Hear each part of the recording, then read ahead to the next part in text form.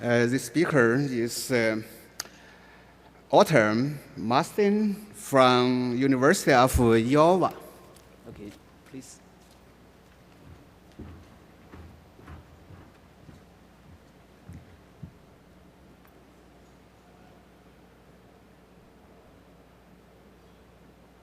I guess I can take this opportunity to thank the organizers for giving me a chance to talk about my work. Okay. Also, I put my Twitter handle on there because I don't know if you guys are following the conference, but we are not tweeting as much as the other model organisms, so we need to step our game up. So if you want to tweet about my talk, well, or tweet at me. There you go. Okay. So in the Slosarski lab, we're really interested in how development is shaped by signaling networks. And so the signaling network that I work on is Wnt signaling. So this is a super oversimplified image. We probably all wish it looked like this, but if it did, it wouldn't be interesting, right? So I'm just going to talk you really briefly through this. Wnt is activated when the Wnt ligand binds to the frizzled receptor, goes through cellular effectors such as disheveled, and leads to two distinct outputs.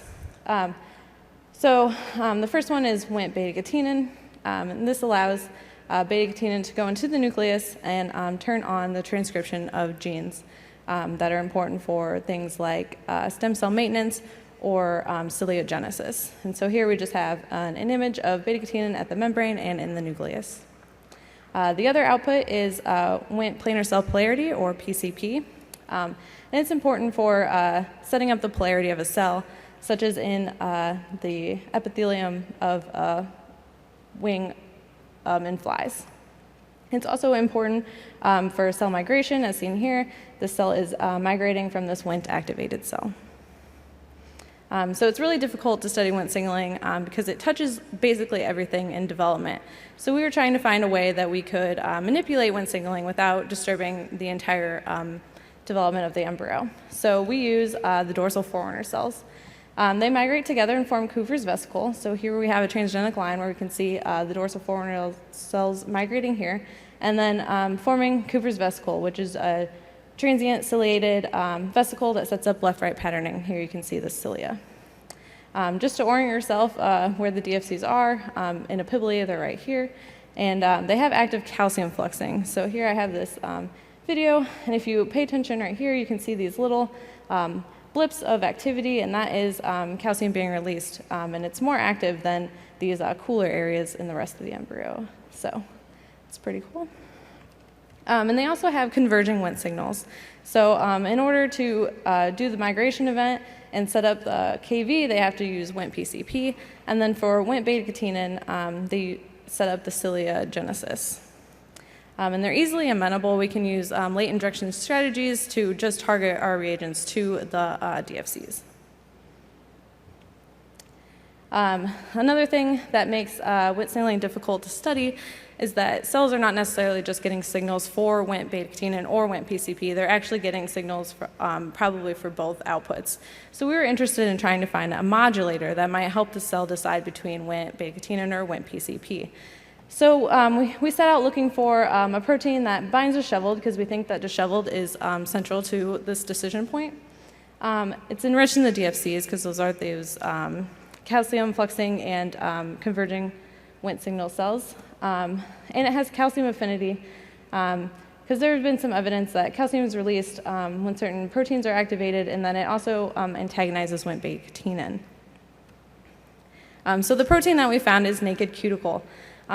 So most of what we know about naked comes from Drosophila, and it's known to be only a Wnt beta-catenin antagonist. It's a disheveled binding protein. It is enriched in the DFCs, as shown in this in situ that was done in our lab a few years ago. And so here are the DFCs zoomed in. You can see it's expressed there, and then at later stages, it's continually expressed in the KV. And then finally, it has an EF-hand domain, which is a potential calcium binding site. It also has a myrcillation domain, which is important for membrane localization, which I'll talk about a little bit later. The EF-hand domain is predicted to have this helic loop helix structure, which is indicative of EF-hands. And its EF-hand resembles the third EF-hand of human recoverin, which is a known calcium binding protein. So a little bit more about EF-hands. They're typically made of 12 amino acids, and they have specifically placed negatively charged amino acids to bring in the positively charged calcium. So most of what we know about Nkd comes from Drosophila, and they also have a helix-loop-helix structure. However, when you look at the sequence of flies and closely related insects all the way to humans, Drosophila have this extra histidine here that throws off the length and the charge of the EF-hand because histidine is positively charged.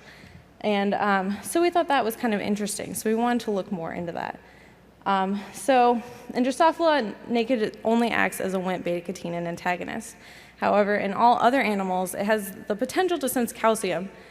So we wanted to test the role of Nkd's EF-hand in modulating Wnt signaling outputs. So how do you test this? Well, we broke the EF-hand, right? So we have constructs for overexpression in Zebrafish. And so we have the full length, and we've just manipulated the EF-hands. So we have the wild type, which has the intact EF-hand, which is predicted to bind calcium. We have Nkd NN, which is a neutralized amino acid, neutralized EF-hand. So we've removed these two negatively charged and put in neutrally charged, similar-sized amino acids. This has been used in other calcium-binding proteins to show that the EF-hand binds calcium. So we just wanted to use that as well. And then finally, we have Nkd HH, which is a recapitulation of the Drosophila EF-hand with these two histidines in the middle there to throw off the length and the charge.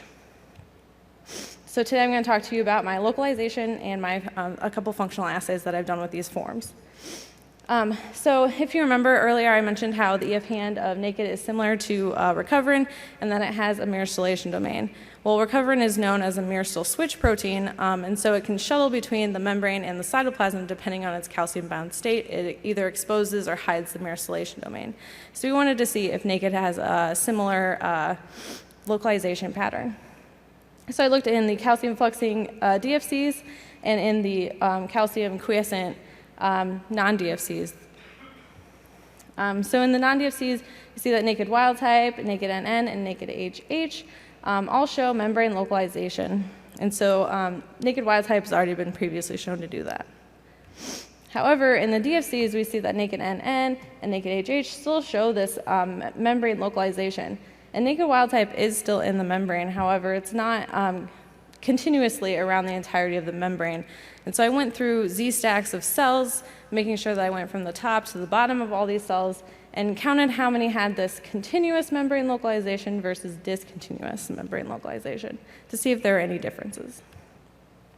So in the non-DFC deep cells, we see that Nkd wild type and Nkd NN don't really have much of a difference of their continuous membrane localization. Here's just a couple examples so you guys kind of know what I was looking at, whether it was continuous or discontinuous. And then Nkd HH shows really strong continuous membrane localization. However, when we move into the DFCs, we see that Nkd wild type has lost a lot of this continuous membrane localization, while Nkd NN and Nkd HH have remained similar. This kind of tells us that there might be functional differences between these three forms. So that's what we looked at next. I wanted to kind of parse out the different outputs. So I wanted to test my Nkd forms in Wnt beta-catenin outputs, Wnt PCP output, and then finally something that uses both Wnt beta-catenin and PCP laterality. So first we looked at Nkd antagonizing Wnt beta-catenin. So when you overexpress Wnt8, you get an overactivation of Wnt beta-catenin, which results in a loss of, most notably, the eyes and some forebrain.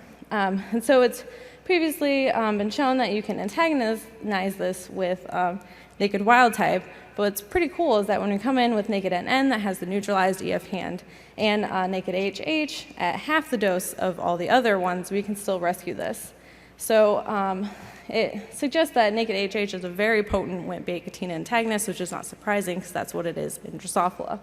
It also tells us that the EF-hand is not important for this antagonism since we can, with the neutralized or the Nkd HH with the disrupted EF-hands, we can rescue this. Next, I wanted to look at beta-catenin localization in the DFCs. So we used the SOC17 line, so I made sure I was only looking at DFCs. And when you knock down Nkd, you get an increased membrane localization of beta-catenin. And so I came in and I could rescue this with naked wild type, could rescue it with naked NN, and I could rescue it with naked HH. Further showing that the EF-hand is not necessary for Wnt beta-catenin antagonism. So next we looked at naked in Wnt PCP. So we used the SOC17 line again, and we were just looking at DFC clustering. So if you remember, the DFCs migrate as a cluster during epiphyly stages. And so when you knock down naked, you actually lose this nice cluster morphology, and you get, this is just one example of a disrupted DFC cluster. You can have this linearization. You can actually lose most of your cluster. You can have multiple clusters. So we scored our naked forms and how they could rescue this DFC clustering. And so when I come in with naked wild type, I can actually rescue this. However, I cannot do that with naked NN or naked HH. This suggests to us that the EF-hand is necessary for Wnt PCP signaling, since the only form that could rescue it is the one that has the intact EF-hand. Finally, I wanted to look at how our three forms play a role in laterality, because laterality needs both Wnt beta-catenin and Wnt PCP to properly form. And so I'm looking at southpaw, which is the first laterality marker. And normal expression is on the left side, however, abnormal is bilateral or right-sided. And so when you come in with naked MO, you get a large increase of laterality defects. However, with naked wild type, I can actually rescue this. And I can rescue it a little bit with naked NN. However, with naked HH, I cannot rescue this. So this kind of suggests to us that you need a really good balance between Wnt beta-catenin and Wnt PCP signaling to establish left-right patterning. So here I have a model that kind of talks about all of our data. The big take-home message is that Drosophila are weird, and we can't base all of our research off of them. So it's a good thing us vertebrates are here, right? And so some data I didn't get to talk about is that there is some evidence that naked can physically bind beta-catenin to keep it out of the nucleus, and all three of our forms can do that. And so that is good. It shows that the EF-hand's not necessary for beta-catenin antagonism further. And then some other data that I didn't really have time to talk about either is that we have evidence that there is a calcium shift when we have naked and disheveled in a circular dichrosum assay. So these kind of pieces all come together to form this model that we think that naked can function in both Wnt beta-catenin and Wnt PCP in vertebrates. So here is my acknowledgement slide. So I'd like to thank Diane for all of your help listening to my talk to death. The current lab members, the full-time members, or grad students, Lindy for sitting up front so I could look at you, the army of undergrads that keep our lab moving. Here we have a nice picture of our lab, and then here we have a picture of us being fish, because that's pretty funny.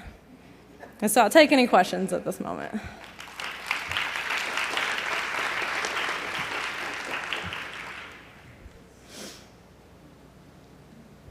It's a really nice talk. Thanks. So your left-right patterning defects, I'm assuming that that's because KV is messed up when you do your naked morpholino. Is that correct? Yes. So have you looked to see how much of the morphology you're rescuing with these different constructs? No, I have not. That is on my list of things to do. Because I also want to look at the cilia length, too. That's what I was wondering. Yeah, because that's on my list of things to do. Because I think that'd be really interesting to look at. Absolutely. Yeah, thanks. Thank you. I think you showed us this in one of your fluorescent images, but is naked itself inside the cell, is it localized in a planar cell polarity fashion, or is it just ubiquitously around the membrane? So most of the stuff that I've looked at is overexpression, and so with overexpression, it's everywhere. It's not polarized. I do not believe that it is anywhere specifically, though. It's not like any of the hardcore Drosophila polarity genes. Thank you.